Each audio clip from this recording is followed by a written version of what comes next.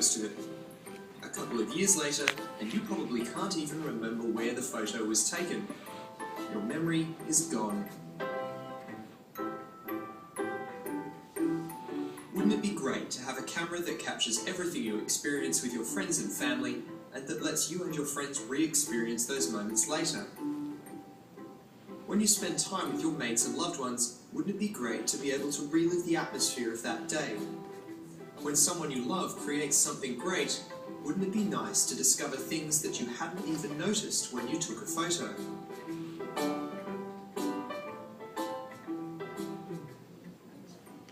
Hi, I'm Jonas, creator of the Panono camera. A camera that can do exactly these things. It captures everything in every direction all at once, and it has a super high resolution of 72 megapixels. It uses 36 tiny but powerful cameras that fire all at once. You just throw it into the air, and at the highest point, when it is barely moving, it captures a fully spherical panoramic image automatically. To view the images, you simply point the smartphone or tablet in the direction you want to see and move it around. That's amazing. That's absolutely amazing. Nice.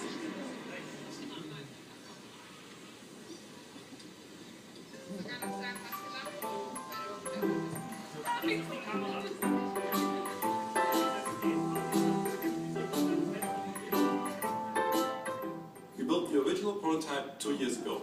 Back then it was called Throwable Panoramic Ball Camera. We put a video of it on YouTube, which was viewed nearly 3.5 million times. We got a lot of great press coverage, but most importantly, we got thousands of emails from people wanting to buy the camera. At that time and in that form, it was too expensive for mass production. So we sat down to develop a new camera that is small, affordable, and useful.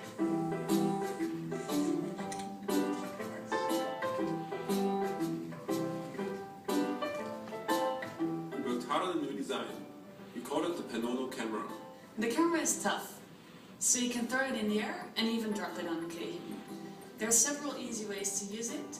Firstly, of course, by throwing it, but you can also put it on a stick and hold it in the air, or simply hold it in your hand and press a button to make a picture. All the panoramic images in this video were shot with our prototype. The new design will have the same functionality, but is much smaller and tougher. I was very much impressed by the 360-degree concept. You catch the moment with all the things around you. Now everybody can discover the whole situation. I support the team to ensure a seamless process from the original idea to the finished series product. We have a working prototype and a great new design. And with your help, we can finish the development and manufacture of the camera by September. Support us and be one of the first to own a Panono camera. Download our app and check out our panoramas and memories. Enter the magical and mysterious realm of the philosopher Stoneground with us tonight. My name is Tim. I'm the chief philosopher and nut alchemist of the philosopher Stoneground. We make sprouted almond butter. And this is Jesse, my best friend and business partner. Sprouting is the traditional way of preparing almonds by germinating them in salt water before dehydrating them at a low temperature. This makes the almonds sweeter, more digestible, and more nutritious. We then employ the traditional low-speed, low-temperature process of stone grinding to preserve enzymes, nutrients, and vitality. Sprouting almonds started out of an urge to take control of my personal food supply and begin making more of my own food for health, sustainability, and financial reasons. I also wanted to reconnect myself with some of the processes that we engaged in as a species for millennia before the industrial age. I made my first batch of sprouted almond butter last November and fell in love with it, refining the recipe and process over the course of several months. On April 17th of this year, I received what I describe as a download from the universe, in which I saw clearly that it is my life's work to start a food product company to educate people about sprouted food and serve as a wedge for changing human consciousness around food. The company would test my hypothesis that consumerism can make the world a better place, rather than the stories we're used to telling and hearing. I believe that we can harness the power of the market to nourish all of life. I believe that dollars can become seeds, trees, food, health, love, and light. The business was launched on Earth Day, out of my home kitchen, thanks to the new California Homemade Food Act. Thanks, Christina. I quickly outgrew the confines of my home kitchen and attracted the committed help of Jesse. We've been producing out of the back of our favorite slow food restaurant in Davis since the end of June. The company is currently only run by us, plus the occasional help of our close friends. With the newest interest of our friend Derek, we are now exploring how to create a worker-owned cooperative, That awesome guy on the right. also known as B-Love, to share the mushrooming tasks of our rapidly expanding new enterprise. Our mission is intelligent nourishment, spreading consciousness and nourishing all life through delicious food designed for human consumption. Our mission shows up specifically in the various aspirations of our company. Education. Educating people about the benefits of sprouting by providing them with the purest, most intelligently produced food available. Research. Funding research on the nutritional benefits and best methods of sprouting. Activism. Changing the way food is grown, made, and distributed to favor localized organic food systems. Changing the way law and commerce work to favor these systems. One of our most ambitious goals is to change the way almond agriculture works. California grows 85% of the world's almonds. Unfortunately, the way the vast majority of this crop is produced is damaging to the health of the trees, bees, humans, and ecosystems involved. We are seeking to establish Almondia, an ecological food forest, with the profits of our company. This perennial polyculture orchard will support the thriving of life and its support systems by going beyond the monoculture mindset to a paradigm of fractal flourishing. Fractal flourishing is our term for a state where everything from the quantum to the cosmic level flourishes. Almondia will grow the nuts to supply our food product company. The profits from the food company will nourish both the land and the company, which will eventually enable us to sprout more Almondias. Land, feeding people, feeding company, feeding land. In this way, we will create self-seeding systems of abundance that nourish life at every level, in every step of the production and consumption processes. Right now, we are featured in 9 grocery stores, soon to be 12, 2 farmers markets, GoodEggs.com, a juice bar, and a restaurant. We launched in Three Stone Hearth 2 weeks ago, where we have already delivered over 150 pounds of our product. We are exploring a community-supported almond butter project in Davis with pedal-powered bike delivery. In the past few months, we participated in 5 large regional events where we have gained a national following, hungry for our product. We are aiming to launch our online mail order system by the end of November to meet that demand. We just launched on Credibles, thanks Sarah. And we're excited to attract the funding we need to continue fueling our rapid growth. Our most immediate material need is to buy 2 commercial dehydrators to expand our production. We need to keep up with the intense demand that we've been experiencing. We also need jarring and labeling machines to free up our labor to allow us to focus on administrative and strategic activities. Our other needs are less tangible, but possibly more important. We are 26 and 27-year-old first-time entrepreneurs. Our backgrounds are as activists, writers, and healers. We find ourselves trying to navigate the labyrinthine world of business to help us achieve our ambitious goals. We need the time, sweat, knowledge, and advice of others who will support us in manifesting our vision. Please help us build our contribution to a vibrant bioregional economy in any way that your talents, resources, and connections allow. We are grateful to Slow Money for providing so many awesome events to help us learn and navigate the world of business and finance. We've benefited immensely from the incredible connections with both individuals and producers and retailers that have immensely supported us in our journey so far. Since the download, we have experienced a chain of synchronicities that have supported our company coming into a thriving existence. This has not come without extreme challenges. Along the way, we kept as our mantra the insight we received early on that being an entrepreneur is ultimately about testing your commitment to making something happen. We have been experiencing the truth of the beautiful William Hutchison Murray quote. Until one is committed, there is hesitancy, the chance to draw back. Concerning all acts of initiative and creation, there is one elementary truth, the ignorance of which kills countless ideas and splendid plans. That the moment one definitely commits oneself, then providence moves too. All sorts of things occur to help one that would never have otherwise occurred. A whole stream of events issues from the decision, raising in one's favor all manner of unforeseen incidents and meetings and material assistance, which no man could have dreamed would have come his way. Whatever you can do, or dream you can do, begin it. Boldness has genius, power, and magic in it. Hoping to be able to take advantage of some of these new rules and offer, be able to have access to capital a little bit more easily. So we've got 3 great perspectives to be able to share with you. Arno, you want to come up and kick it off? Thank you, Jill. Who was at our last meeting last month at Foods in Emeryville? Okay, our main topic was actually also related to the new SEC rules around public solicitation. We had some very knowledgeable attorneys informing us, and they told us, and then the real crowdfunding rules, they will come out sometime soon.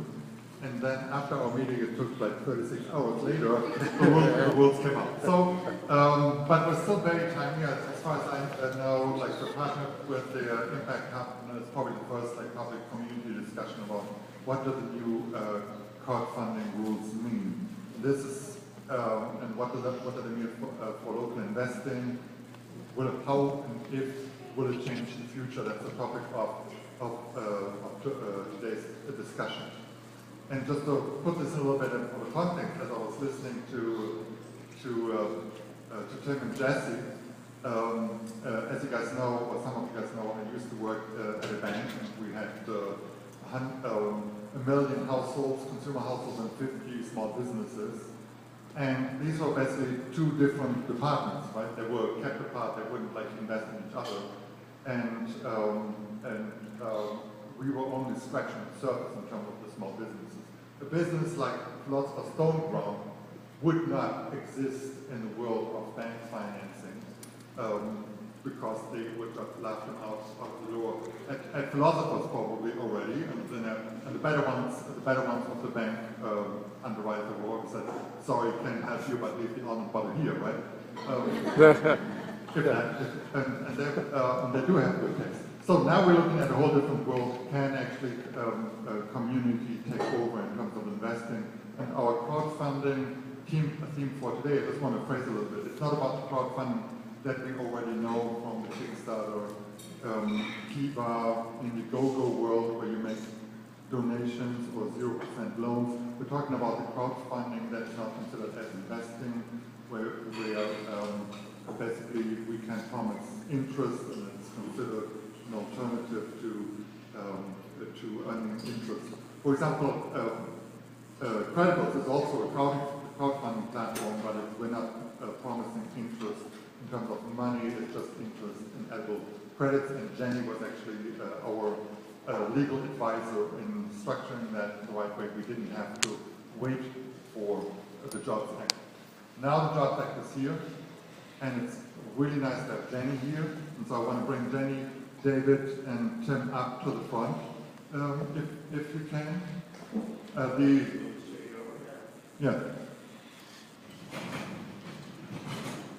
The beauty of the participation, the composition of the panel is, and Jenny will start.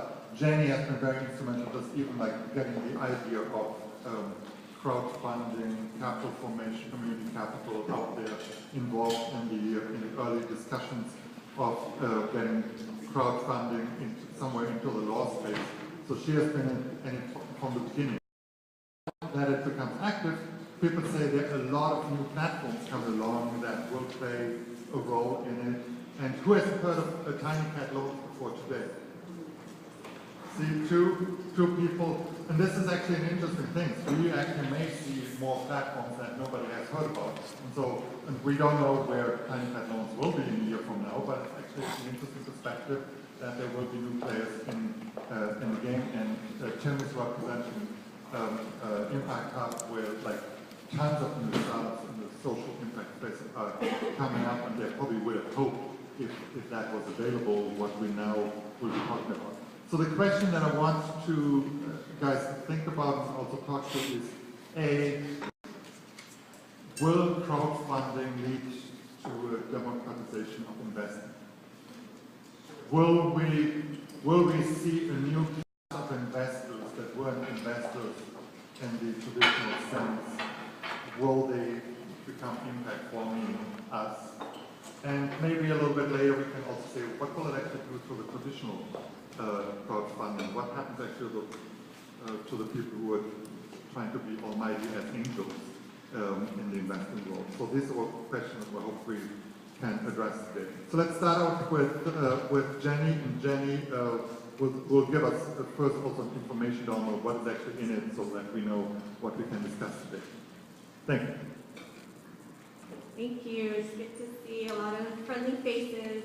Some of you have heard me talk before, but we do have an exciting new development. The new rules that just come out. And it's getting to be a more complicated space. So I created this cheat sheet that talks about, basically there are 4 ways that you can currently raise money from the public. So these are ways that you can go out and talk in a group like this and say, hey, I'm raising money for my business, or maybe it's not a business, maybe it's a nonprofit, maybe it's some kind of a campaign that you're working on, or a project, or something you're building, but and you can accept investors of all kinds, not just wealthy accredited investors. So there's basically 4 ways legally to do this. One of them has not gone into effect yet, and that is the new crowdfunding law. The rules have come out, but they're just draft rules now, so we don't have final rules yet. And then even once we have final rules, you still won't be able to quite use it because you must go through an intermediary. You will not be able to, when I said you can say in front of a room like this, I'm raising money, the only thing you'll be able to say if you use this new rule is, I'm raising money under the new crowdfunding rule, please see the intermediary's website. You will not be able to do any other communication about what you're offering. So I'll just quickly go through this chart. And I don't have a lot of time, so I'm going to try to hurry, but the 4 ways are, 1, a direct public offering, which if you've ever heard me speak before, you know that's something that I'm very excited about. It's actually a way that's legal now that allows you to raise money from the public, from both wealthy and non-wealthy investors, do public advertising, etc. So that we've been doing a bunch of those already. If you've heard of People's Community Market or Farm Fresh to You, those are some businesses we've worked with to do this. Real Pickles is another one. The Jobs Act funding exemption, which is the one where the rules just came out and it's not yet in effect, but it should be soon. Rule 506C, it sounds like you talked about that at your last meeting. This is a new thing that was also part of the Jobs Act. This was Title II of the Jobs Act. And this is now in effect, and if you're raising money only from wealthy investors, and you're going to do the due diligence to make sure that all your investors are wealthy, i.e. accredited, I assume a lot of people know what that means, but if you don't, you can ask me later. So if you're only raising money from accredited investors, you can do public advertising, but there is a certain filing you have to do. And then the 4th way, of course, is the way that we've known for a while, which is the crowdfunding platforms like Credibles and Indiegogo. So I'm going to just go through these really quick. So the top line, it's all yeses. Yes, public solicitation and advertising is allowed. That's kind of the point of this chart. These are the 4 ways where you can do public solicitation. And the maximum you can raise. With a direct public offering, it depends on the type of offering you're doing. Sometimes there may be no maximum, sometimes you may have a maximum of $1 million. Under the Jobs Act, you will only be able to raise up to $1 million. Under Rule 506C and of course donation-based crowdfunding, there's no maximum.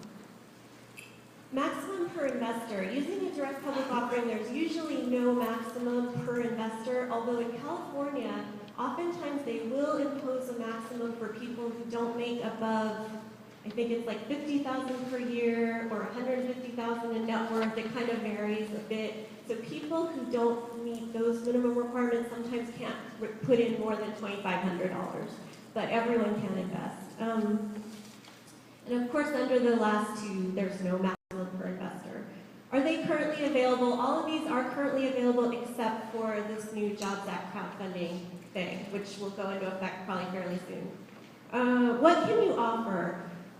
You can offer any type of security. So a lot of people will say equity crowdfunding. I don't like to call it equity crowdfunding because you don't have to offer equity. You could offer debt. You could offer really creative types of securities like royalty agreements, revenue-based financing. So under all of these, except donation-based crowdfunding, you can probably offer anything you want. We're not certain about that with the new law, the new Jobs Act crowdfunding exemption, because that will really depend on what the intermediaries allow you to offer. So under the law, you can offer anything, but it might be that the intermediaries will say, oh, you can only offer equity through our website.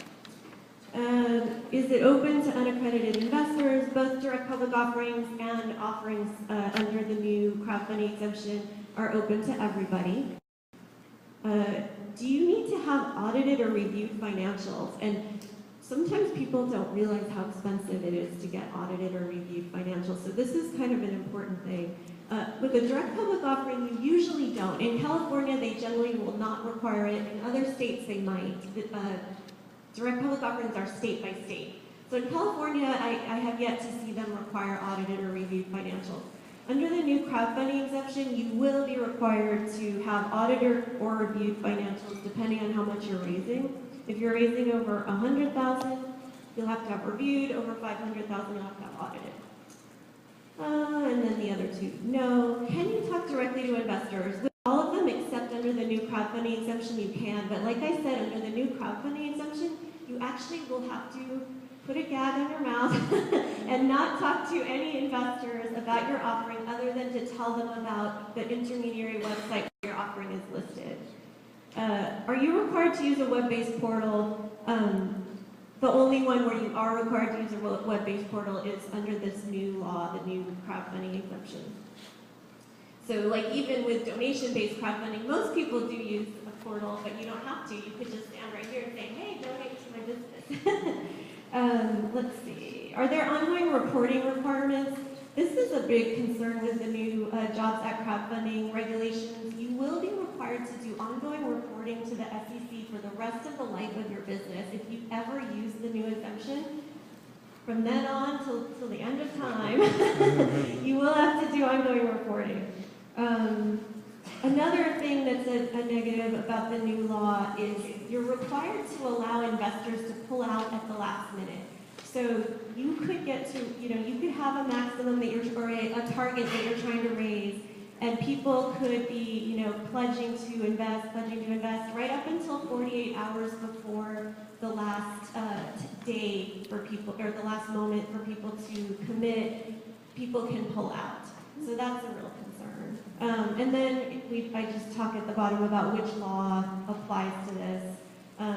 So direct public offerings, generally speaking, you're going to find an exemption from the federal law, and you're going to register in the states you want to offer, where you want to be able to accept investors. And then with the new crowdfunding exemption, the big advantage of it is that you don't have to do state-by-state registration. The states are actually not allowed to require you to do registration, although they might, a couple of states might have the right to ask you for a simple notice filing. So that's the big advantage, but as you can see, that's somewhat possibly outweighed by some of the disadvantages. So, what else did I want to say about that? So I guess I just want to say that we do currently have a bunch of direct public offerings that are currently open and in the works. So if you want to see some examples of what they look like, what the prospectuses look like, what the different kinds of securities are that they're offering, you can go to our website, cuttingedgex.com, and that's a fairly new listing site where we actually list currently open direct public offerings. And we're not acting as an intermediary the way people will under the new Jobs Act. All we're doing is gathering information. So if you go to the website and you say, oh, I'm interested in People's Community Market, and you click on their, the picture of People's Community Market, it'll take you directly to their website. So we're not an intermediary, we're not taking a percentage of what they raise, we're just trying to gather data about, what's being currently offered. So that's a good way to kind of see some examples. We hope to add more soon. If you know anyone who's doing a direct public offering who might want to be listed there, we'd be happy to hear about that. It's free right now. Yeah, question? Yeah, hey, first of all, thank you for all your work with Cutting Capital. And I know that you often do advocacy or other types of work behind the scenes or make that happen and make big changes. What are some of your other concerns with the draft rules you'd like to see changed?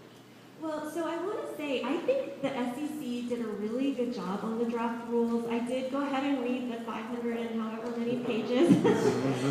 I didn't read every word. I skimmed some parts, but I think the problem was really, yes, I admit it, was really, the problem was the law itself.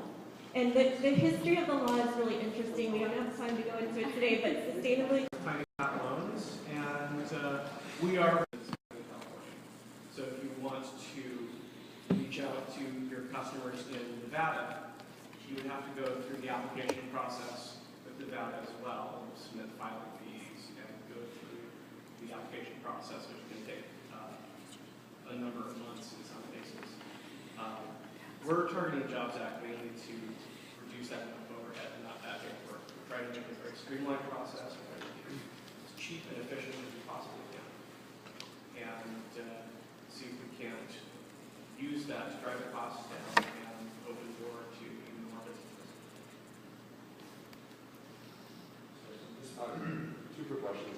One, can anyone sign up to your site? And two, as a financial intermediary, you're required to do a certain amount of financial due diligence. As far as due diligence goes, actually it's really interesting.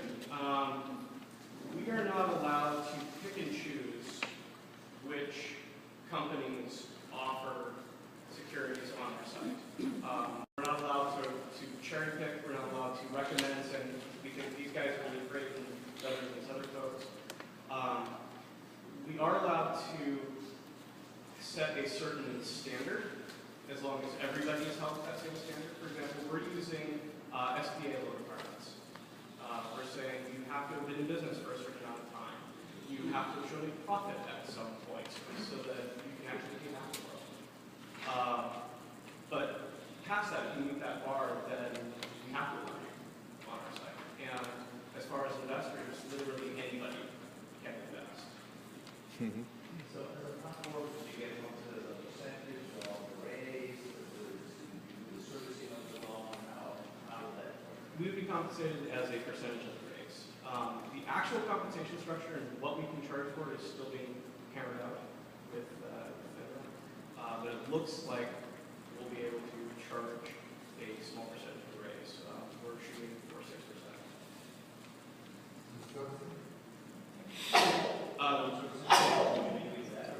Somebody else will be doing the loan servicing. We're trying to drive those costs down to zero as much as we possibly can. And a lot of that is trying to align our interests with the businesses that are raising money. We don't want to continue to make money out of them. We only want to make money when they receive money. So.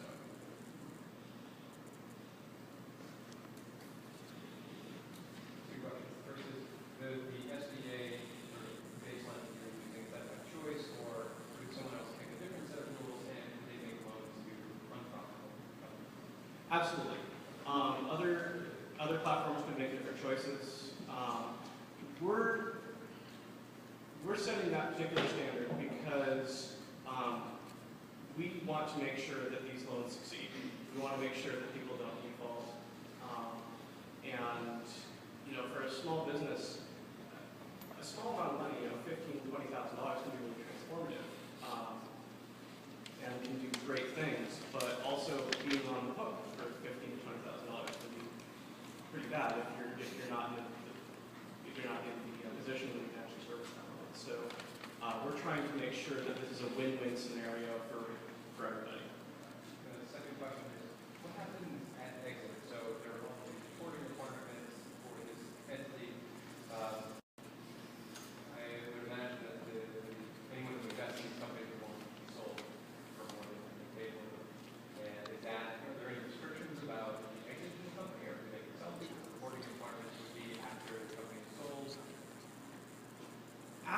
company is sold, I think a lot of that would depend on the exit.